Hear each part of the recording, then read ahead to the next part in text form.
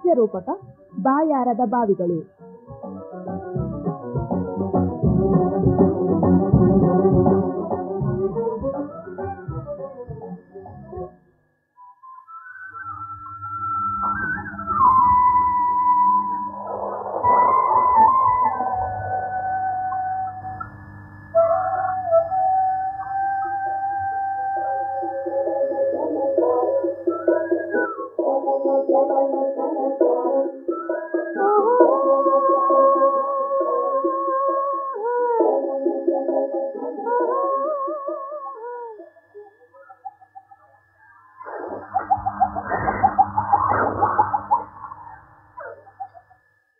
ಮಲೆನಾಡಿನ ನಿಸರ್ಗದತ್ತ ರಮಣೀಯ ನೋಟವನ್ನು ನೋಡಿ ನಿಮ್ಮ ಮನಪಟಲದಿಂದ ಮರೆಯಾಗುತ್ತಿದ್ದಂತೆ ಅದೊಂದು ದಿನ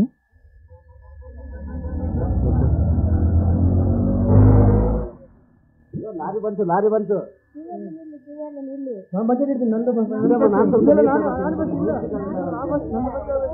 ನೀವು ಎರಡು ಬರ್ತಿದ್ದೀವಿ, ನಾವು ಒಂದು ಬೇಕಾದ್ರೆ ಕೊಡ್ಯಮ್ಮ, ನಮಗೆ ನೀರಿಲ್ಲಮ್ಮ, ನಮಗೆ 3 ದಿನ ನೀರು ಬರೋದು, ನಾವು ಬರ್ತಿದ್ದೀವಿ.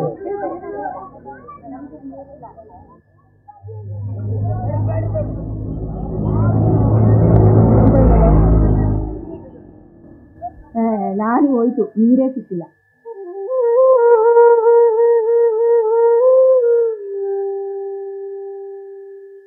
ಈ ಚೀತ್ಕಾರ, ಹೊಡೆದಾಟ, ಬಡಿದಾಟ ಎಲ್ಲವೂ ಯಾಕಾಗಿ? ಹೋಗುವಿರಿ ನಿಲ್ಲಿ ಮೋಡಗಳೇ 4 ಹನಿಯ ಚೆಲ್ಲಿ, 4 ಹನಿಯ ಚೆಲ್ಲಿ. ನೀರು ಜೀವದ್ರವ, ನಿಮ್ಮೆಲ್ಲ ಬೇಕುಗಳನ್ನ ಪೂರೈಸಬಲ್ಲವರಾರು. ಇಂದಿನ ಈ ಪರಿಸ್ಥಿತಿಗೆ ಯಾರನ್ನು ಹೊಣೆಯಾಗಿಸೋಣ? ನಮ್ಮಲ್ಲಿ ಮಳೆಗೆ ಕೊರತೆ ಇಲ್ಲ, ನೀರಿಗೆ ಕೊರತೆ ಬಂದಿದೆ. ನಮ್ಮಲ್ಲಿ ಬೆಣ್ಣೆ ಇದೆ, ತುಪ್ಪಕ್ಕೆ ಕೊರತೆ ಇದೆ. ಹೌದು, ಅಭಿವೃದ್ಧಿಯ ಓಟದಲ್ಲಿ ನೀವು ನನ್ನನ್ನ ಮರೆತಿದ್ದರ ಫಲ ನಿಮ್ಮನ್ನು ಇಂದು ತಟ್ಟುತ್ತಿದೆ.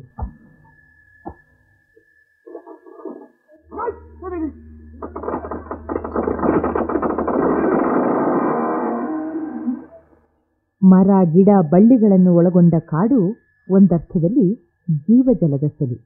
ಹಸಿರ ಹೊದಿಕೆಯೇ ಕಳಚಿಕೊಂಡರೆ ಪರಿಣಾಮ?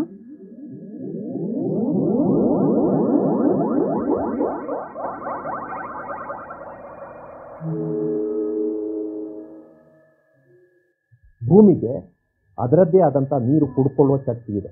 ಇವತ್ತು ಪರಿಸ್ಥಿತಿ ಏನಾಗಿದೆ ಅಂತ ಹೇಳಿದ್ರೆ, ಬಿದ್ದ ಮಳೆಯಲ್ಲಿ ಬಹುಪಾಲು ಹೊರಗೆ ಹೋಗ್ತದೆ, ಭೂಮಿ ಕುಡ್ಕೊಳ್ಳುವಂಥದ್ದು ಬಹಳ ಕಡಿಮೆ. ಇದು ನಮ್ಮ ಸಮಸ್ಯೆಯ ಮೂಲ. ನಾವು ಆಳವಾಗಿ ವಿಮರ್ಶೆ ಮಾಡಿದರೆ ಇವತ್ತು ನೀರಿನ ಕೊರತೆಗೆ ನಾವು ಯಾರನ್ನ ದೂರ ಹಾಕೋಣ? ನಾವು ಪ್ರತಿಯೊಬ್ಬರೂ ಕಾರಣ. ನೀರಿನ ಸಮಸ್ಯೆ ಮನುಷ್ಯ ನಿರ್ಮಿತ, ಅಷ್ಟರ ಮಟ್ಟಿಗೆ ಅದು ಕೆಟ್ಟ ಸುದ್ದಿ.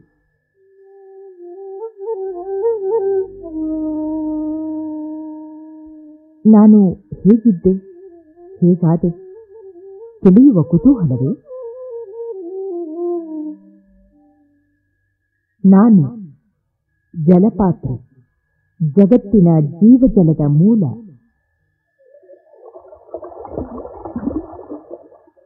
ಭೂಮಿಯ ನೀರೆಲ್ಲವನ್ನು 3 ಲೀಟರ್ ಪಾತ್ರೆಯಲ್ಲಿ ತುಂಬಿದರೆ ಸಿಹಿ ನೀರು ಬರೀ ಅರ್ಧ ಚಮಚೆಯಷ್ಟು ಮಾತ್ರ.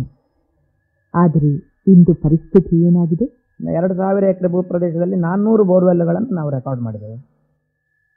1500 ಅಶ್ವಶಕ್ತಿಯ ವಿದ್ಯುತ್ ಬಳಕೆ ನಮ್ಮ ಗ್ರಾಮದಲ್ಲಿ ಆಗ್ತಾ ಇದೆ ಅನ್ನೋದನ್ನು ಕೂಡ ನಾವು ಸಮೀಕ್ಷೆಯಲ್ಲಿ ಕ್ರೋಢೀಕರಿಸಿದ್ದೀವಿ. ಇದನ್ನೇ ನಾವು ಜನರ ಮುಂದೆ ಹೇಳಿದೆವು. ಒಂದು 60 ಅಡಿ ವ್ಯಾಸದ ಒಂದು ದೊಡ್ಡ ಕೊಳವೆ, ಒಂದು ಇಲ್ಲಿ ತೋಡು ಅಂತ ಹೇಳ್ತೇವೆ ನಾವು. ತೋಡು ಸಾಮಾನ್ಯ 20 ಅಡಿ ಅಗಲ ಇರುತ್ತೆ. ಅಂತ 3 ತೋಡುಗಳಷ್ಟು ವ್ಯಾಸದ ಒಂದು ಕೊಳವೆಯಲ್ಲಿ ಕರೆಂಟ್ ಇದ್ದಷ್ಟು, ವಿದ್ಯುತ್ ಇದ್ದಷ್ಟು ಸಮಯ ನೀರು ತೆಗೆದ್ರೆ ಏನಾಗಬಹುದು ಅನ್ನುವಂಥ ಈ ಸಮಸ್ಯೆಯ ಅಗಾಧತೆಯನ್ನು ಈ ರೀತಿಯ ಉಪಮೆಗಳ ಮೂಲಕ, ಹೋಲಿಕೆಗಳ ಮೂಲಕ ಜನರಿಗೆ ಈ ಜನ ವರದಿಯ ರಿಲೀಸ್ ಕಾರ್ಯಕ್ರಮದಲ್ಲಿ ನಾವು ಹೇಳಿದೆವು. ವರ್ಷ ಪೂರ್ತಿ ಹರಿವ ತೊರೆಗಳು, ಕೆರೆ, ಬಾವಿಗಳು ಅಕಾಲಿಕವಾಗಿ ಬತ್ತತೊಡಗಿದರೆ ಕೃಷಿಯನ್ನೇ ಜೀವಾಳವಾಗಿಸಿಕೊಂಡವರ ಬಾಳು ಹೇಗಾಗಬೇಕು? ಹಣೆ ಬರಹವನ್ನೇ ಹಳಿದುಕೊಳ್ಳುತ್ತಾ ಕೈಕಟ್ಟಿ ಕುಳಿತರೆ ಏನು ಸಾಧಿಸಿದಂತಾಯಿತು? ಇಡ್ಕಿದು ಮತ್ತು ಕುಳ ಗ್ರಾಮದ ವ್ಯಾಪ್ತಿಯಲ್ಲಿ ಕಳೆದ 2 ವರ್ಷದ ಹಿಂದೆ ನಾವು ಈ ಅಮೃತ ಸಿಂಚನ ರೈತರ ಸೇವಾ ಒಕ್ಕೂಟ ಅನ್ನುವಂಥ ಸಂಸ್ಥೆಯನ್ನು ಪ್ರಾರಂಭ ಮಾಡಿದ್ದು. ಈ ಸಾರ್ವಜನಿಕ ಸಾಮಾಜಿಕ ಕಾರ್ಯಕ್ರಮಗಳು ಕಳೆದ 30 ವರ್ಷದಿಂದ ನಮ್ಮ ಗ್ರಾಮದಲ್ಲಿ ನಡೀತಾ ಇದೆ, ಬೇರೆ ಬೇರೆ ಹೆಸರಿನಲ್ಲಿ. ತುಂಬ ಜನ ಕಾರ್ಯಕರ್ತರ ನೆಟ್ವರ್ಕ್ ನಮ್ಮ ಗ್ರಾಮದಲ್ಲಿದೆ.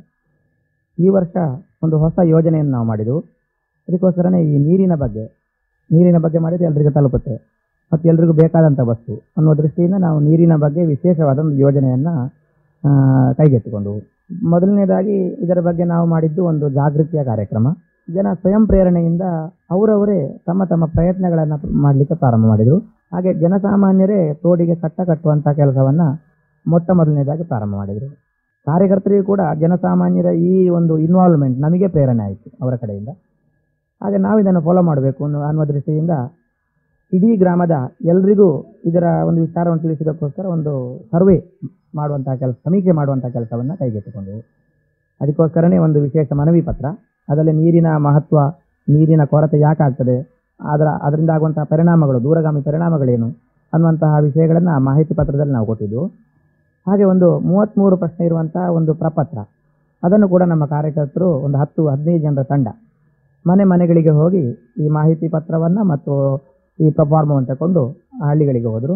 ಮೊದಲು ಒಂದು 30 ವರ್ಷದ ಹಿಂದೆ ಈ ಗ್ರಾಮದಲ್ಲಿ ನೀರಿನ ಸಮೃದ್ಧಿ ಹೇಗಿತ್ತು, ಅದರ ನಂತರ ಈಗ ಹೇಗಿದೆ, ಈ 30 ವರ್ಷದ ಅವಧಿಯಲ್ಲಿ ಯಾವ ಯಾವ ಮಾನವ ಒಂದು ಇಂಟರ್ವೆನ್ಷನ್, ಇದರಿಂದಾಗಿ ಯಾವ ಯಾವ ದುಷ್ಪರಿಣಾಮ ಅನ್ನೋದನ್ನು ಅವರ ಬಾಯಿಂದಲೇ ನಾವು ಕೇಳುವ ಹಾಗೆ ಆಯಿತು. ಈ ಸಮೀಕ್ಷೆಯನ್ನು ನಾವು ಕ್ರೋಢೀಕರಿಸಿ ಒಂದು ಜನವರದಿಯಿಂದ ತಯಾರು ಮಾಡಿದೆವು. ಹೌದು, ಈ ರೀತಿ ಆದರೆ ನಮ್ಮ ಮಕ್ಕಳ ಕಾಲಕ್ಕೆ ಈ ಭೂಮಿ ಬರಡಾಗ್ತದೆ, ನಾವೇನಾದರೂ ಮಾಡಬೇಕು ಅನ್ನುವಂಥ ದೃಷ್ಟಿಯಿಂದ ನಾವು ಹೇಳಿದ್ದನ್ನು ಜನ ಮಾಡಿದ್ದಾರೆ ಅಂತೇನಿಲ್ಲ, ಅವರವರಿಗೆ ತೋಚಿದ್ದನ್ನು, ಅವರವರ ಅನುಭವದಲ್ಲಿ ಕಂಡದ್ದನ್ನು ಅವರವರು ಜನ ಮಾಡಿದ್ದಾರೆ. ಈ ಅವಧಿ ಸಾಮಾನ್ಯ 1 ವರ್ಷದ ಅವಧಿಯಲ್ಲಿ ಇಡೀ ಗ್ರಾಮದ ಎಲ್ಲರೂ ಕೂಡ ಜಲ ಜಾಗೃತರಾದರು ಅಥವಾ ಜಲ ಸಾಕ್ಷರ ಆದರು ಅನ್ನುವಂಥದ್ದೇ ಮಹತ್ತರ ಸಂಗತಿ ನಮ್ಮ ಗ್ರಾಮದಲ್ಲಿ. ಜೊತೆಗೆ ಒಂದು 50-60 ಜನ ಸ್ವತಃ ಒಂದಲ್ಲ ಒಂದು ಮಾದರಿಗಳನ್ನು ಜನ ಮಾಡಿದರು. ಮತ್ತಿನ 1 ವರ್ಷದಲ್ಲಿ ಇಲ್ಲಿನ ಸಾರ್ವಜನಿಕ ಸಹಭಾಗಿತ್ವ ಇಮ್ಮಡಿಯಾಗಿದೆ ಅಂತ ಹೇಳ್ಬೋದು. ಹೌದು, ಜಲ ಸಾಕ್ಷರತೆ ಇಂದಿನ ಅನಿವಾರ್ಯ. ನನ್ನನ್ನು ನೀವು ಅರ್ಥೈಸಿಕೊಂಡಂತೆ ಸಮಸ್ಯೆಗೆ ಪರಿಹಾರವು ತೆರೆದುಕೊಳ್ಳುತ್ತದೆ.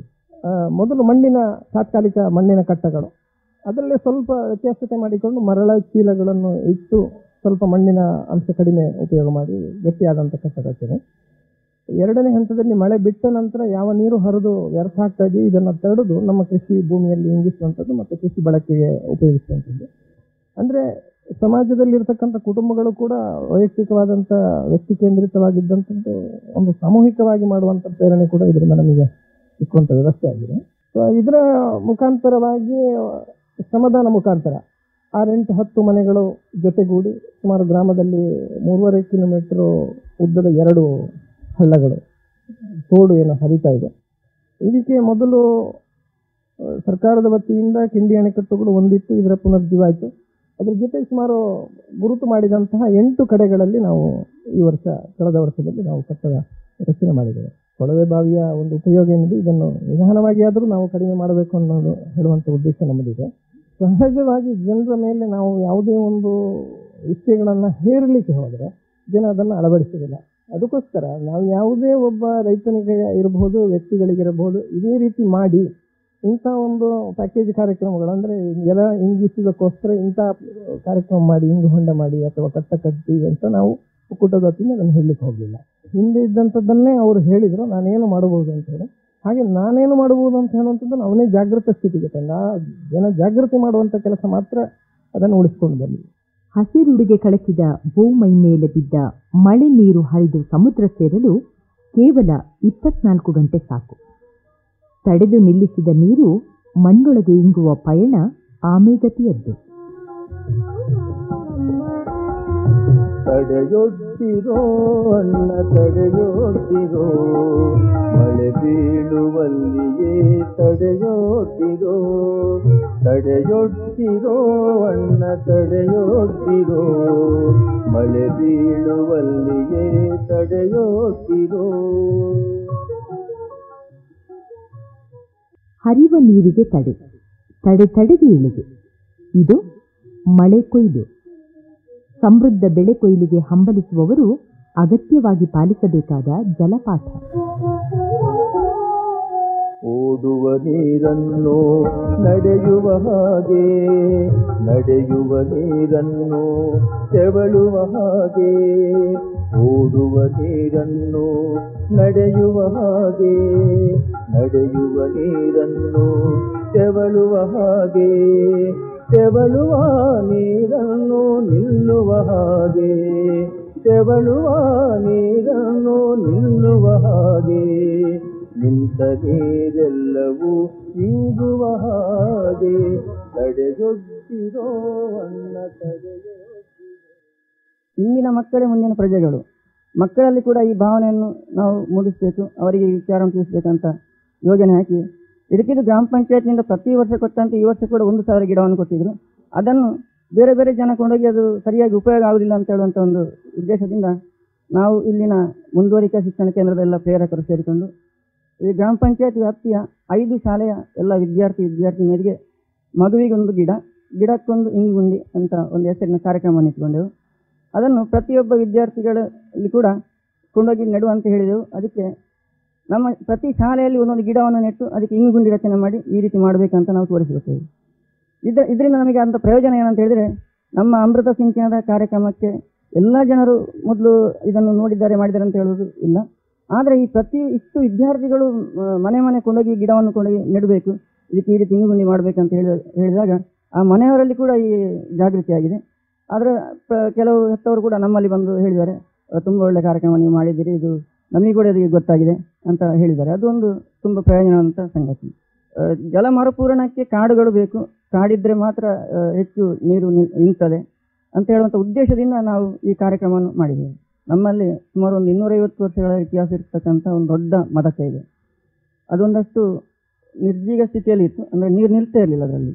ಅದಕ್ಕೆ ಒಂದಷ್ಟು ನೀರು ನಿಲ್ಲುವ ಹಾಗೆ ಮಾಡಿದರೆ ಪ್ರಯೋಜನ ಆದಿತ್ತು ಅಂತ ಹೇಳುವಂಥ ಮನಗಂಡು, ಅಂದರೆ ನಮ್ಮಲ್ಲಿ ಒಂದು 7-10 ವರ್ಷಕ್ಕೆ ಮೊದಲು ಅಲ್ಲಿ ಕೆಳಗಿನ ಕೆರೆಗಳಲ್ಲಿ ನೀರಿತ್ತು, ಗದ್ದೆ ಬೇಸಾಯ ಮಾಡುವಾಗೆಲ್ಲ ನೀರು ಬಿಡ್ತಾ ಇದ್ದೆವು.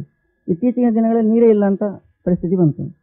ನಾನೀಗ 2 ವರ್ಷದಿಂದ ಆ ಕೆರೆಯ ಕಟ್ಟವನ್ನು ಎತ್ತರ ಮಾಡಿ ಹೆಚ್ಚು ನೀರು ನಿಲ್ಲುವಾಗೆ ಮಾಡಿದೆ.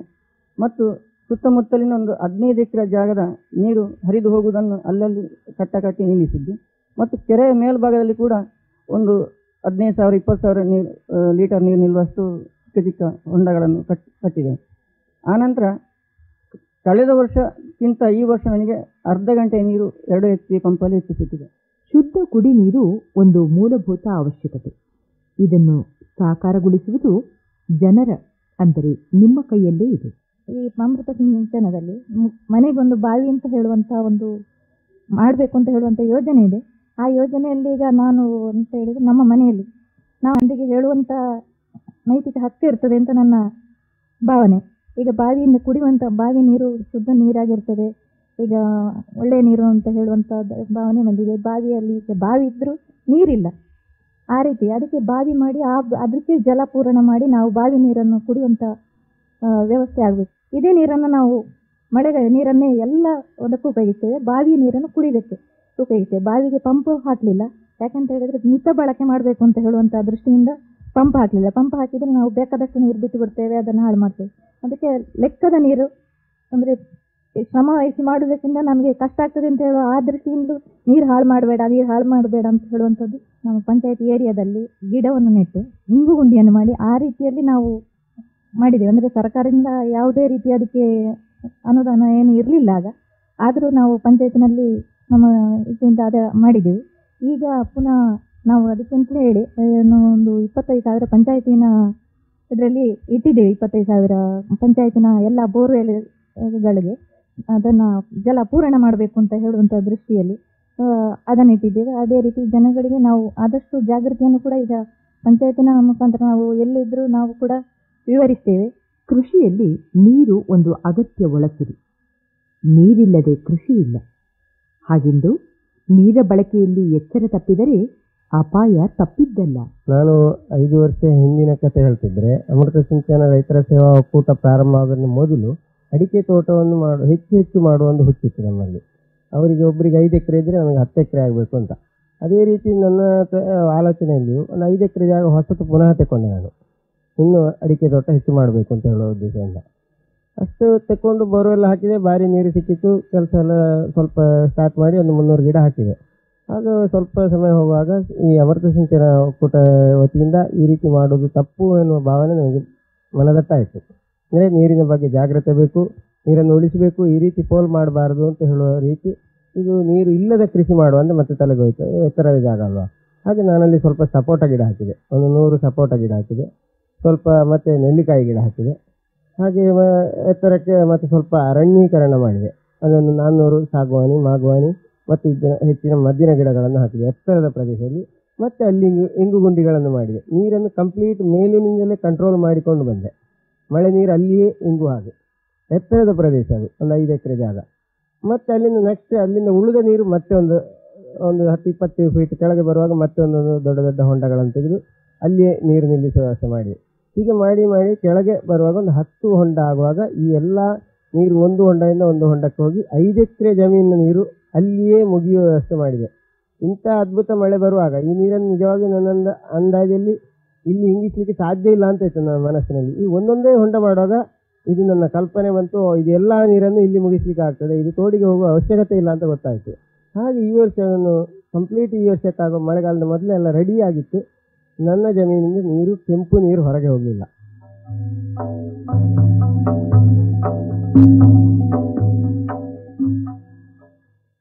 ನೀರಿನ ಬಗ್ಗೆ ಯಾರೂ ಸ್ವತಂತ್ರರಲ್ಲ, ಎಲ್ಲರೂ ಪರಸ್ಪರ ಅವಲಂಬಿತರು.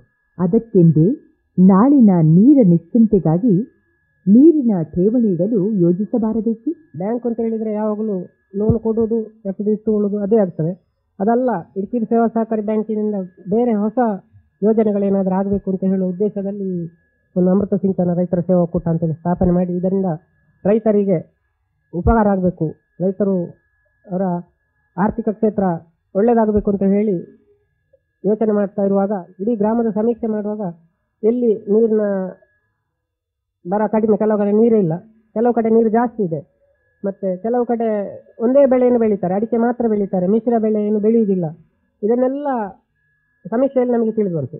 ಇದನ್ನೆಲ್ಲ ಸರಿ ಮಾಡಬೇಕು ಅಂತ ಹೇಳಿ ನಾವು ಕೃಷಿ ಸೇವಾ ಸಹಕಾರಿ ಬ್ಯಾಂಕಿನಿಂದ ಈ ಒಂದು ಒಕ್ಕೂಟವನ್ನು ಮಾಡಿ ಅಲ್ಲಲ್ಲಿ ಕಾರ್ಯಕರ್ತರನ್ನೆಲ್ಲ ಜೋಡಿಸಿ ಅಲ್ಲಲ್ಲಿ ಈ ನೀರು ಹರಿದು ಮಳೆಗಾಲದಲ್ಲಿ ಹರಿದು ಹೋಗುವ ನೀರನ್ನು ಕಟ್ಟಿ ಅದರ ಮುಖಾಂತರ ಕೃಷಿಗೆ ಅದನ್ನು ಉಪಯೋಗ ಮಾಡ್ಬೋದು ಅಂತೇಳಿ ನಾವು ಒಂದು ಎಲ್ಲ ಕಾರ್ಯಕರ್ತರಿಗೆ, ಸಂಘದ ಎಲ್ಲ ಸದಸ್ಯರಿಗೆ ತಿಳಿಸಿದೆವು.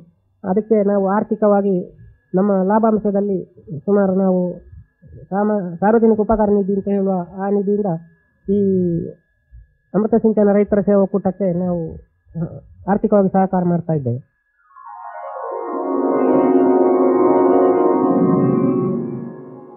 ನಾನೇ ಧನ್ಯ, ನಾನು ನಿಮಗಾಗಿ, ನೀವು ನನಗಾಗಿ. ಕೊಡುಕೊಳ್ಳುವಿಕೆಯಲ್ಲಿ ಜೀವನ ಸಾರ್ಥಕತೆಯನ್ನು ಕಂಡಿದ್ದೇವೆ. ಬತ್ತಿ ಜಡಿಯಲ್ಲಿ ಹೊಸ ಚಿಗುರು ಮೂಡಿದೆ, ಹೊಸ ಬಾಳಿಗೆ ನಾಂದಿಯಾಗಿದೆ. ನನ್ನದು ನಿನ್ನದು ಎನ್ನದೆ ನಮ್ಮದು ಎಂದು ಊರವರೆಲ್ಲರೂ ಕೈಜೋಡಿಸಿದ ಫಲ ಯಶ ಕಂಡಿದೆ. ಇಲ್ಲಿ ಸಾಧ್ಯವಾಗಿರುವುದು ಎಲ್ಲೆಲ್ಲೂ ಸಾಧ್ಯವಾಗಬಾರದೇಕೆ?